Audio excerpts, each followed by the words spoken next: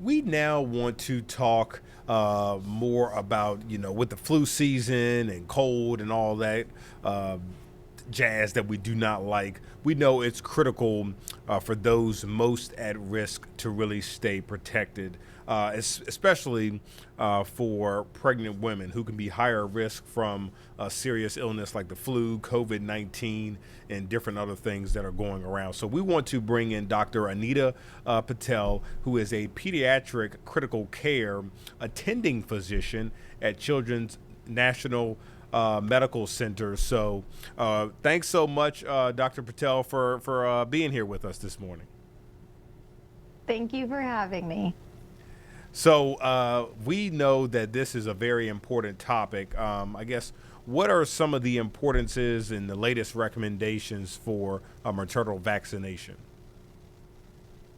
Yeah, so first of all, thank you for having me to talk about my absolute favorite topic.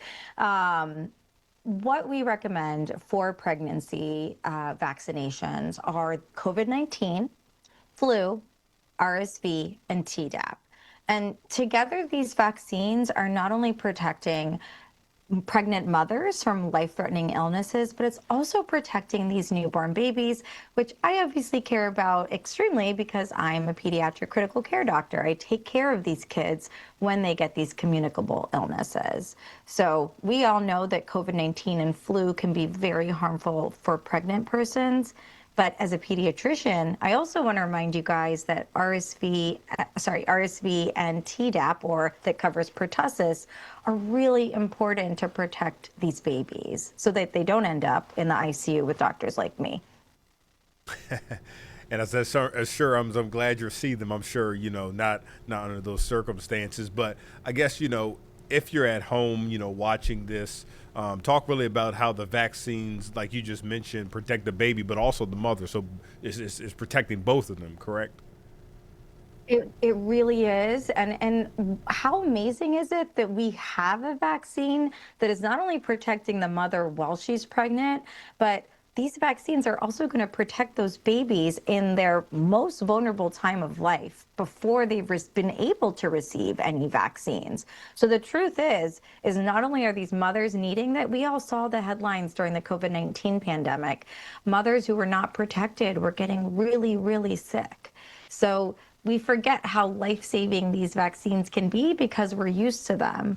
But the truth of the matter is, if we don't continue to get these vaccines, not only would these mothers not be protected, but these children are not going to be protected either. And I will just tell you, pertussis is something we don't hear a lot about. It is something I've taken care of.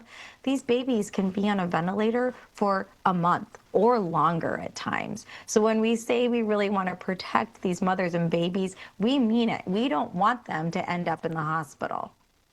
Yeah, very well said. Yeah, no one wants to be in the hospital. I know over the years, we've heard, at least I've seen a lot of comments on social media, some people who may not believe in vaccines or may be a little bit worried about vaccines. What's your message, I guess, to maybe Yeah. some mothers who might be a little nervous or might not or want to get one? Yeah, first of all, nerves are not only important, but I think they're often protective for pregnant persons. So I would, first of all, validate those nerves because anything that you're going to give to yourself as a pregnant person, is going to affect you and the baby. Now, what I'd also like to say is that it takes a lot for major medical societies like ACOG and the AAP, who are there to protect the pregnant and the babies. It takes a lot of evidence for them to be able to recommend these vaccines in pregnancy and in childhood.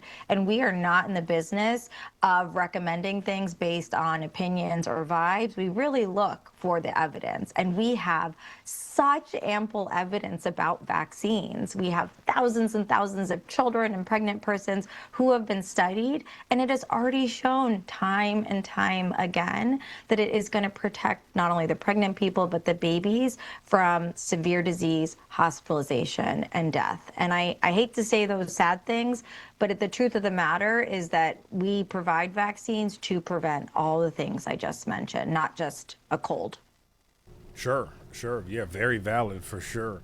And when we talk about the coverage of vaccines, are there certain vaccines that moms need to be looking out for when it comes to getting vaccines?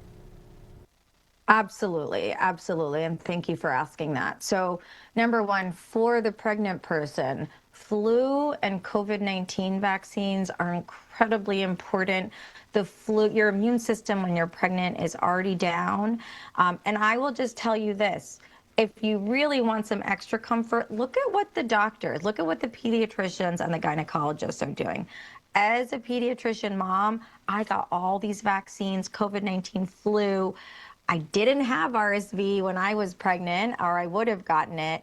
And of course, Tdap, because we know the consequences of not getting these vaccines. And we also know the consequences of limiting access to these vaccines.